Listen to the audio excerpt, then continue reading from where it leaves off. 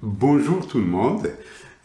Donc après deux vidéos consacrées aux activités de langue et à l'exercice écrit qui m'étaient imposées par le principe Pareto 20-80 parce que avec ces deux vidéos on a touché une grande partie de l'enseignement de la langue française. Maintenant, je vais entrer dans l'ordre et je vais respecter chronologiquement les autres champs disciplinaires selon l'ordre qu'on trouve généralement dans un emploi du temps hebdomadaire. Et aujourd'hui, la vidéo sera consacrée à l'oral. Donc, l'oral, pour l'enseignement de la langue française en tant que langue étrangère ou langue seconde, se fait généralement à travers des dialogues. Des dialogues qui renferment des actes de langage et des objectifs de communication, parce que chaque leçon de l'oral, normalement, doit travailler sur un objectif. Et l'enseignement de ces dialogues sont toujours accompagnés par un dessin, une image dans le manuel ou un poster, que ce soit un poster en format papier ou en format numérique. Et ce poster, généralement, il constitue la situation, il illustre la situation de communication traitée par le dialogue. On trouve les personnages, on trouve les objets, on trouve les lieux, on trouve des fois les péripéties, les événements, et c'est au maître et à la maîtresse de questionner et de pousser les enfants à formuler des hypothèses, à deviner la situation de communication et à véhiculer le lexique en relation avec la thématique traitée par le dialogue. Après cette mise en place du décor, nous passons à la présentation pure et dure du dialogue. Et c'est un moment fondamental pour habituer les enfants à être dans une situation d'écoute. Parce que la communication passe par deux canaux. D'abord la réception et la compréhension, et après la production. Et la première étape est dans un premier temps, au tout début des apprentissages,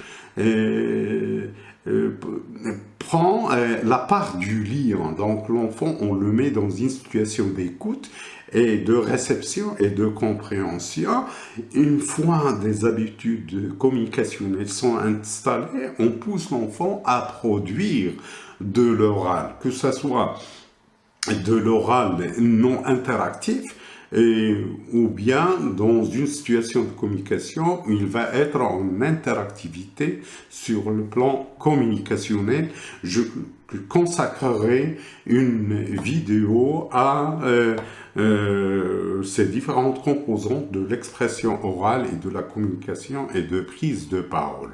Donc, c'est à la maîtresse de faire la présentation tout en bougeant pour situer les différents personnages du dialogue. Quand j'ai un support audio, je le préfère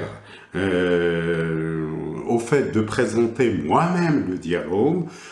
Pourquoi? Ce n'est pas une question de ne pas faire confiance en l'enseignant ou en l'enseignante, mais tout simplement parce que généralement ces dialogues réalisés par des interprètes, ce sont des spécialistes de la voix, ce sont des natifs français, ce sont des hommes et des femmes de théâtre qui maîtrisent la diction. C'est pourquoi, en tant qu'encadrant, je préfère que le maître ou la maîtresse utilise le support audio. Et en plus, on est des Marocains, on a toujours un petit accent quelque part, hein. Mais je ne parle que de moi. Voilà, donc cette étape de présentation, pourquoi encore elle est indispensable? Parce qu'on habitue l'enfant à intégrer et à maîtriser le sens de l'écoute, à aiguiser l'écoute, à le pousser à éduquer son oreille pour qu'il devienne une oreille qui détecte les fausses notes en termes de prononciation et en termes de communication. Après cette présentation, nous enchaînons par la compréhension. La compréhension globale du sens du dialogue, c'est par le biais de questions-réponses. Donc, je pose des questions pour relever les personnages, pour relever les objets cités, pour commenter les événements. Donc, c'est une compréhension globale. Une fois en tant qu'enseignant, je me suis rassuré par rapport à la compréhension du dialogue. Je passe à l'étape de la répétition, la mémorisation et la dramatisation. Donc, je répète réplique par réplique et j'enchaîne de répliques à la fois et ainsi de suite jusqu'à la mémorisation intégrale du dialogue. C'est aussi un moment hyper important en termes de détection des défectuosités phonétiques. C'est le moment ou jamais pour corriger, pour faire la guerre, pour être aux aguets des